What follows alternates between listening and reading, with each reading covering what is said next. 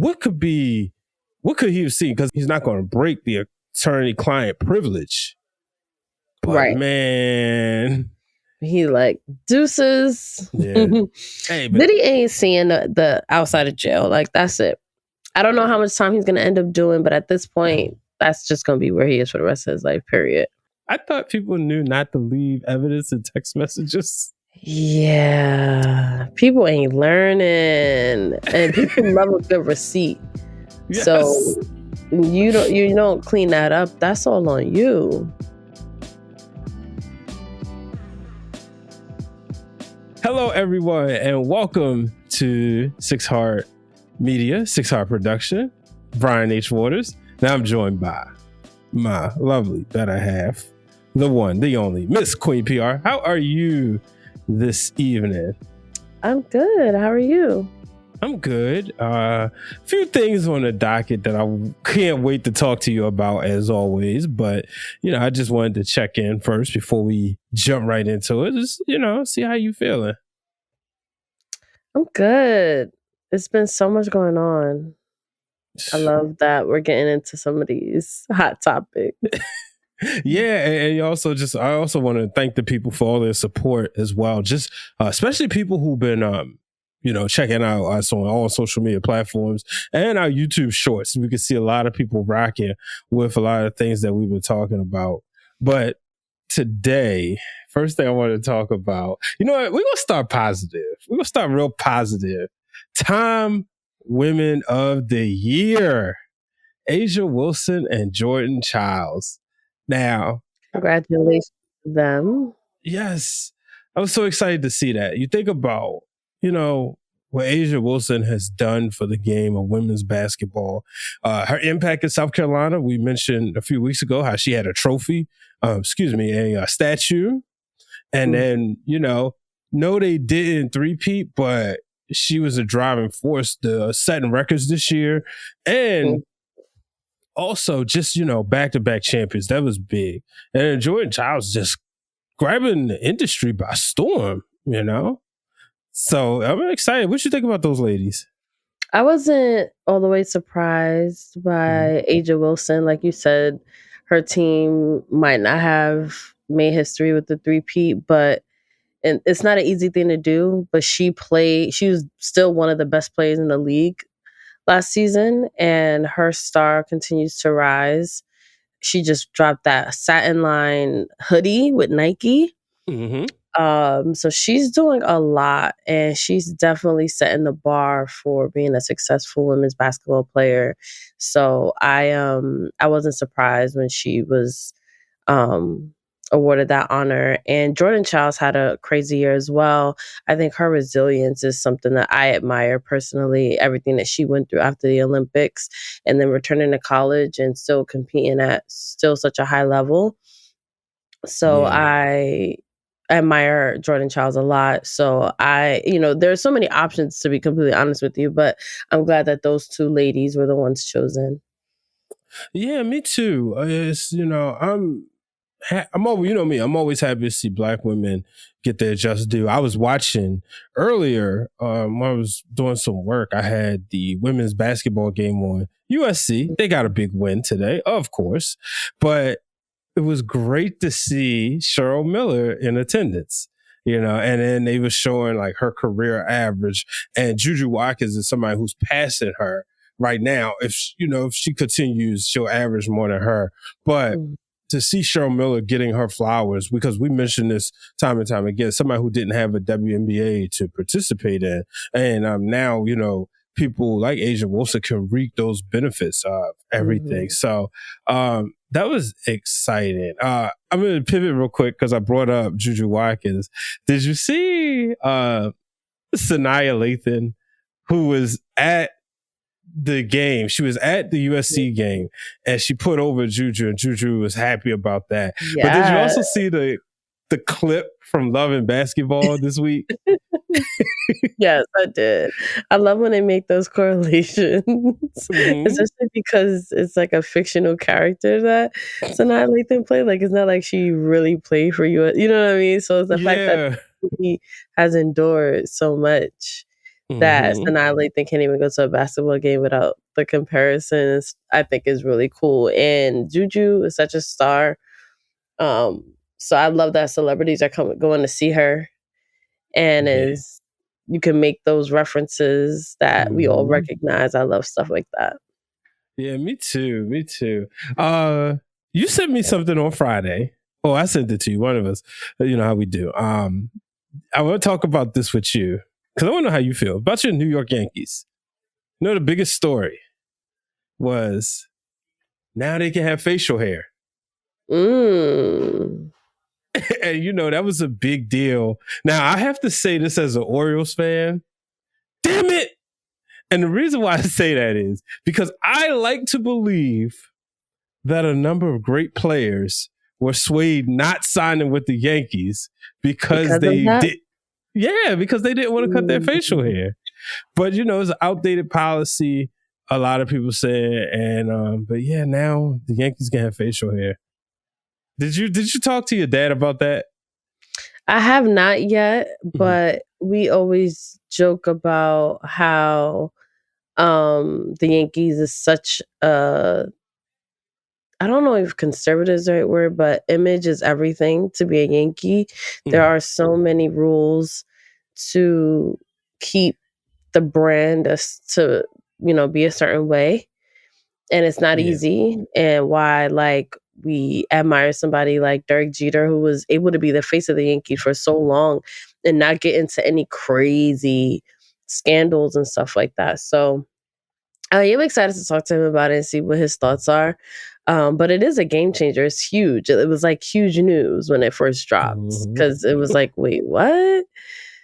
Really? But I mean, baseball needs a facelift of a certain extent. Like it needs Yes. to make it a little bit more exciting. They need more characters. They need more things to make us people want to tune in, because now entertainment in general is so hard now because there's so many different outlets, there's so many different platforms. Then you have social media. It's hard to grasp people's attention. And you Hmm. saw, I don't know if it's on the rundown, but MLB and ESPN parting ways is a Yeah, let's talk about it. huge indicator of whether or not people are watching baseball, and they're not. So it's harder now to grasp that attention. You have like constitutions of TV programming that was like a go-to. The NBA, their ratings are going down, and so baseball now has to compete with not just the other sports leagues, but just entertainment in general.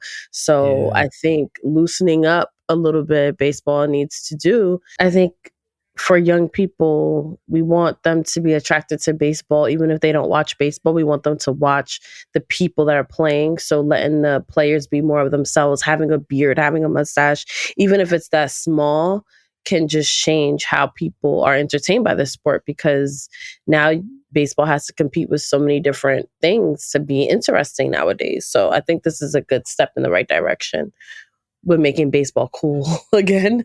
Yeah. Yeah. And you know, I was disappointed. You know what? No, I don't think I was necessarily say I was disappointed that ESPN and MLB parted ways, but it does take away a little bit of nostalgia for me. Sunday nights during the summertime was a time where I would look forward to watching baseball. For me, growing up, and I'm, you know, when I'm like 9, 10, 11, I watch baseball like this way I watch wrestling. So every game I was tuned in. I could almost tell you, at least I could tell you a starting pitcher from every team, probably almost the whole starting lineups. So for me, because we didn't have an MLB network or we didn't have a MLB app, it was always Sunday Night Baseball on ESPN. One, Baseball Tonight gave me all baseball highlights, but then it also let me know that I could watch the games of people playing. So that's sad. I'm hoping that if anything, because basically what they said, baseball didn't meet, they didn't hold up the end of the bargain. You know, if you're Mhm. paying all this money, if you're a TV company, you know, that's the reason why the NBA contracts are as high as they are, because thanks to Kobe's, the LeBrons, the Steph Curry's, the Mm. Carmelos, they were the one who was making the game exciting to the point you was always tuned in. So when the collective bargaining agreement happened, boom, more TV money.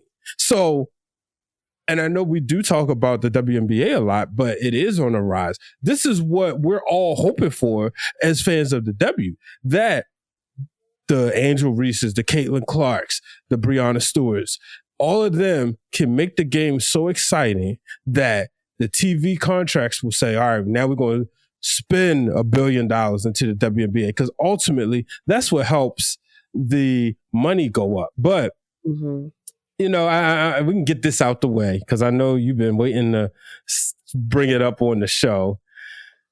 Some little Unrivaled talk, you know, my Owls. They suffered their first L. They suffered their first L. But what I love was, yeah, and out of all people, because you had Angel Reese out there doing the hootie hoo, saying, you know, making sounds they too little. And it was funny because I saw this clip that came out today. I don't know if you got a chance to see it, but it was Sabrina. This was doing Radio Row at the Super Bowl, I believe, or maybe it was at the All-Star game. But she spoke to somebody from The Ringer, and they brought up the fact that Angel Reese was like trash talking her at one point. And she was like, it's a part of the game. She loved it. She said they do it in the NFL, they do it in the NBA, and people love it. What's the problem with the WNBA? And as much as I was upset that we lost our first, I mean, you can't win them all, but it felt like Unrivaled. Like, wait, we can run the table here. But, you know, we bounced back. Skylar Diggins-Smith said, look, we put this league on our back and made everybody step up. So, it's true. Yeah. They played good games. It was nice to see them lose, though. It was. Let's say that. You would be I'm saying just that. saying, it's like, I mean, it would have been dope to win, because I do feel like the Owls are going to win the championship, and it would have been nice if they did that undefeated. But good for Rose. Good for the Rose. Yeah, it was good for the Rose, but man. Let's move on. I want to do one more thing about sports, because my Baltimore Ravens. Oh, you know what? They Baltimore's Ravens right now. I got to take my emotions, and I'm going to need your help to prevent me from allowing myself to get emotionally attached to these Baltimore teams. Because I even saw some Orioles stuff, and they won today. It's spring training already. They in Florida getting ready, and they won 7-2 today. And I'm like, yeah, no. The pitcher, the young boy, Cade Povich, who was like, he was young, you know, he doesn't throw real fast, but he was striking out people. People was like, yeah, he looks friendly. Like, I'm not going to do it. But I'll say this, what's making it easy not to root for the Ravens right now is they've been real silent about Justin Tucker. Yeah, what is that about? Yeah. Even a statement to say we're aware of the allegations, you know, we support the investigation, like something. Like, you don't want to, you have to take accountability and acknowledge things nowadays. Like, you just have to. It's not an option to stay quiet. So that's confusing. Yeah, it's not when you're an organization, you know. And I feel bad for the victims, because I'm going to go out here and say, and, you know, I've told you this, in my belief, yeah, maybe they didn't want to say anything, because people got to understand, from 2012, when Justin Tucker, first of all, he was the rookie kicker who the Ravens drafted after they failed to tie the AFC Championship game the year before. So when Billy Cundiff missed that kick, New England goes to the Super Bowl, everybody looked heartbroken. Everybody in Baltimore knew Billy Cundiff wasn't coming back. So instead of going in to get another veteran, you know, because we had Matt Stover for years, we was going back and forth with different kickers. They drafted a kicker out of Texas, Justin Tucker. His first game-winning field goal was against the Patriots, of all people. The ball like kind of went sideways and dinged it. And from then on, the miracle at Mile High, he had that game-winning kick, and so many that he was a hero. He was, because he was the one consistent, and the teams was bad, you could always count on Justin Tucker. So yeah, I do believe, like, yeah, he was getting away with a lot of stuff here. You know what I mean? So it sucks that the Ravens and it sucks that people in Baltimore, or the victims who were going through this, felt like they couldn't speak up, because of the fact that they knew people weren't going to believe them. But then Justin Tucker has a bad year. And then it's now like, he oh, ain't here's the our king anymore. chance. Mm-hmm. And you see, that's how it goes. And I'm not blaming the victims. Exactly. Exactly, and like I said, I don't want to blame the victims by any means. I'm saying with this aspect, it's the thought process, the way that we've made people feel in these situations as society. People in society have made people feel like, oh, if I speak up, nobody's going to believe me, because this person is revealed. Mm-hmm. Yeah, and then I mentioned their bad off season. They had a guy who's on the offensive line, had a DUI. But then the story about Steve Smith Sr. that was trending yesterday. Cray. I thought people knew not to leave evidence in text messages. Yeah. People ain't learning. And people love a good receipt. Yes. So you don't clean that up. That's all on you. Mm-hmm. But the crash out. Do you agree with the husband? I mean, it's fucked up. Mm-hmm. It's fucked up. But I think he kind of looks worse for some reason. Okay. Crashing out on social media about it. Yeah.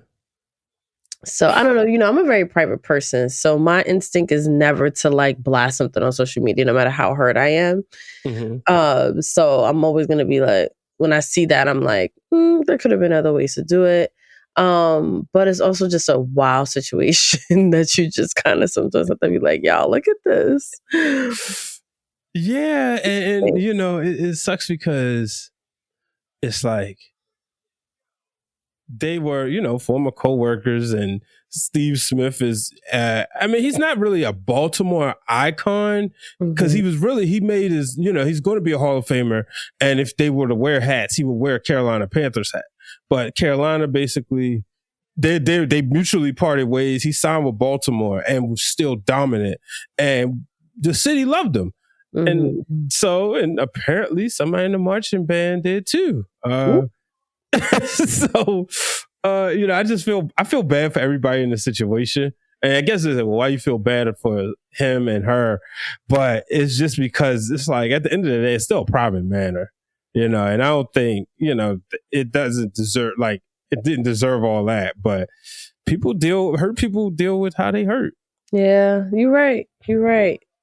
And sometimes social media is the way to go for some people. So, yeah. Let's move on to Diddy. His lawyer quit. That's crazy. So I read somewhere, and I don't know if it's 100% true because I read it on fucking line, that this lawyer was also part of the team that was in a case against like Osama bin Laden. Oh. So like he's used to handling very high profile, insane cases. So for him to be like, okay, I'm out of here for Diddy's case after new evidence has come to light is crazy. That's like, what is this evidence? Like, Diddy, what the fuck were you up to? Jesus. Yeah. I remember when I saw that, and they usually, because we just spent the last 6 months of our lives in and out of this O.J. Simpson rabbit hole. You feel me? So we kind of have a different leg up when it comes to like lawyers and crazy cases and understanding. Because now, at no point did any of them pull out, which was also like goes to say, because like we saw the evidence, so we know they saw something. You know what I mean? So even with them not pulling out, it goes to show you like what could he have seen? Because one of the things he said he's not going to break the attorney-client privilege. But man, he like deuces. Yeah. Hey, but Diddy ain't seeing the outside of jail. Like, that's it. I don't know how much time he's going to end up doing, but at this point, that's just going to be where he is for the rest of his life. Period. Oh, yeah. It sucks, but it is what it is. Charges too. No, it doesn't suck because it's like, dude, what the fuck? I know what you meant by it. Yeah. Hey, as long as Jay-Z cleared, Oh, thank you, Jesus.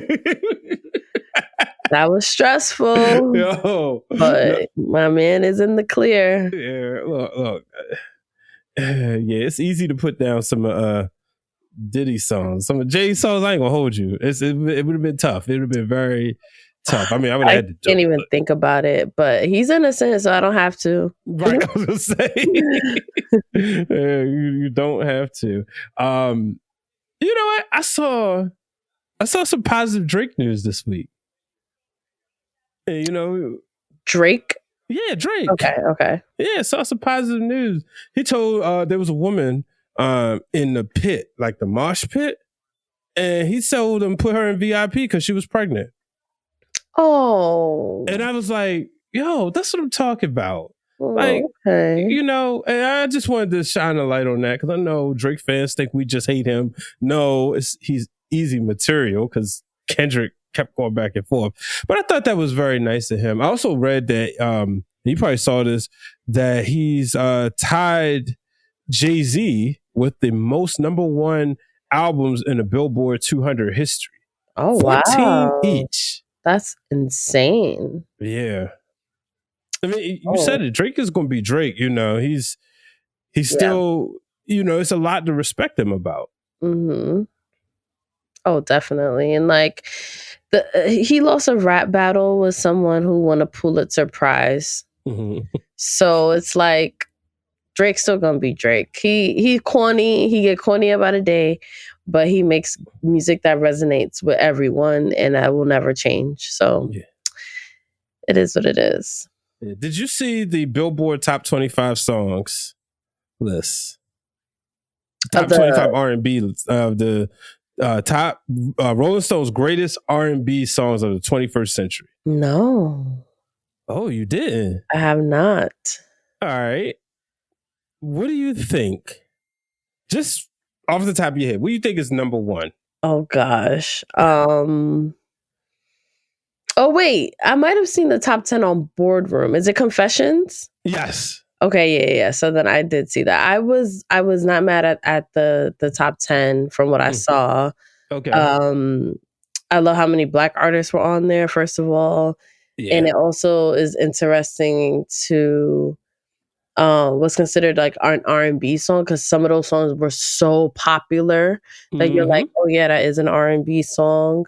But I think as far as like the top 10, at least, like I think it was a solid list. Yeah. I was surprised to see Full Moon by Brandy. I like that song. I liked it a lot. I just didn't know it was revered that much, if that makes any sense. Yeah. Beyonce, Dangerously in Love. Is that the one you putting on there? I can see that being up there. Okay. Or like Irreplaceable. Yeah, those are like, you know, I'm like, which way y'all going with this? But either way, you know, like I said, Confessions Part 2 being #1, I can see that. I swear it felt like that was the soundtrack of 2 summers. You know, it felt like every time I can remember when I was working in my first like mall job, working in a clothing store. And I was working with my cousin Aikisha, and it seemed like every day that song was on while we was like tagging clothes and stuff. And so, yeah, but shout out to that list. I thought that was good. So I definitely wanted to bring that up. Did you see 50 Cent? Oh, no, I think 50 Cent's going to have a receipt coming for this person. Did you see Lil Meech post? No. What I'm gonna do for the sake of this, because I just want you to do it. So I'm gonna do a screen share. Can you see it? So Lil Meech played his dad on BMF. And you know, I think like I'm pretty sure like this is over or it's about to end, but him and 50 been going back and forth. They not on the same page. And he posted, and he even said fuck Ross, but he did a lot for my dad. That's what he's like told 50. Well, he takes a picture with Floyd Mayweather, who we all Another know. person 50 is not a fan of. Yeah, big time. And then put some real power. Wow, that's crazy. And so, Also, why are you trying to pick fights with 50 Cent? Like, right. that, just leave it alone, bro. And he employed you for a little bit. Like, shit is crazy. Yeah, man. And sometimes you just see like the immaturity. Yes. Of these people. Look, I mean, I don't know the nature of their relationship, but like you said, why? That's crazy. That's 50 Cent. You know, exactly. So he ain't rap too tight. And then he posted something recently about Michael Rainey buying him. It was like a Louis bag or a Louis something, or it was something out of gratitude, because he used to always play those two against each other, and it was like friendly competition. Whose show's doing better? And he would say stuff like, "It don't matter because I'm winning," But to see their relationship go like this it's just sad. It's sad. But before we get out of here, definitely want to get out here on a positive note. The Wayans brothers and sister, kudos. We gotta put Kim in there. Yes. The NAACP Hall of Fame. Do you have a favorite? I don't. They're like collectively legends. I could never choose one. Do you? I guess I never thought about I never thought about it like with a lot of things. But if I had to choose one, I think it would be Marlon. I feel like Marlon is the one, whatever he's a part of, like if he's a part of a sitcom, I'm gonna watch. If he drops a special, I'm gonna watch. Where Keenan is, ironically, I guess we call him Keenan Ivory Wayans. He was the first person, because my introduction to the Wayans family wasn't In Living Color. Like, I watched In Living Color, but it was just like that show that my parents would have on. Right. But my introduction to the Wayans family was the Keenan Ivory Wayans show. And I don't know if you remember it, but not as much. No. Okay. And this was, it's like me getting into music. So I'm like 10, 11, 12. And it was like I feel like it was like the first late night talk show that was on like, I'm about to say Channel 54, like the WB or whatever. Mm-hmm. And it was like his show and the Magic Hour, which was Magic Johnson's show. Then there was Vibe. I don't know if you remember when Vibe had a show. Yes. I actually learned. Okay, yeah, I learned about Vibe magazine through the Vibe TV show. But what made the Keenan Ivory Wayans show interesting to me was the fact that he would bring on the rappers and then they would do like a concert. So that was my way of, because not having cable in my room, that was the way I got to see them do live performances if it wasn't an award show. So then when he had like, right before the Wayans brothers started, he had Marlon and Sean on. And then, I think he may have had Kim on, or if I may have seen that episode. But I learned a lot about the family through that show. And then the Wayans brothers is still a show that, like, you know how you just like want to throw on something light and peaceful and you just want to laugh? That's a show I'll put on. But I think like at one point it might have been, during the show it was actually Sean.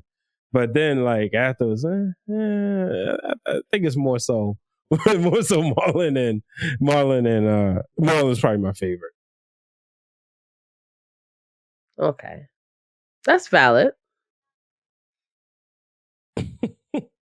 And also, did you see that the new Scary Movie, I think 6 and White Chicks 2 is in the works with the Wayans brothers producing. So that's huge.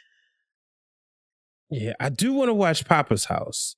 I remember when Damon had a show years ago. Good. I think it got renewed, if I'm not mistaken. Okay, yeah. Yeah, I heard it was funny. I remember we tried to watch it on vacation, but we didn't stick. We got into other stuff. Yeah. So, but I definitely want to give that another try. Yeah. And it's just being recorded. Like, it's on the DVR for sure. But if y'all out there and y'all watch Papa's House, let me know what y'all think about it. But, yes, huge congratulations to that family for all that they've done. Yes. Mm-hmm. Very happy about that. I love when like Black creators and artists get recognized and get their just due.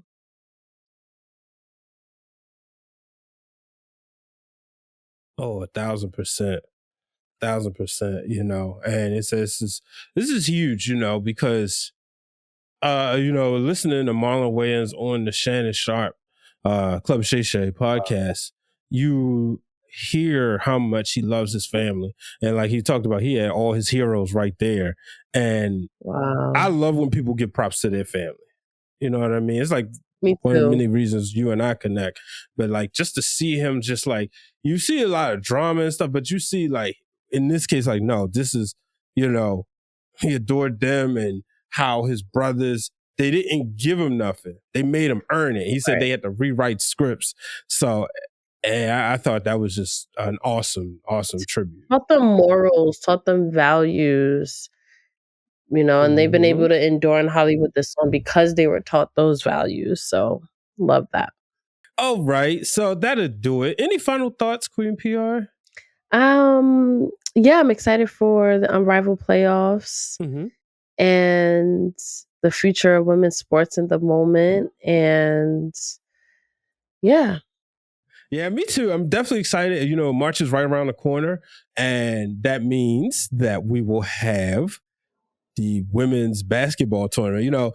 All the times it's always exciting about the men's tournament, right? The March Madness of it all, how your bracket's going to look. Well, now I think with the women's sport transforming, it's going to be even better because we're going to see how does this play out far as the women's teams, because it's not so much an automatic bid for South Carolina or UConn. You got all these other teams. So I'm excited about that, and just excited that we're getting ready to roll into March. So, already.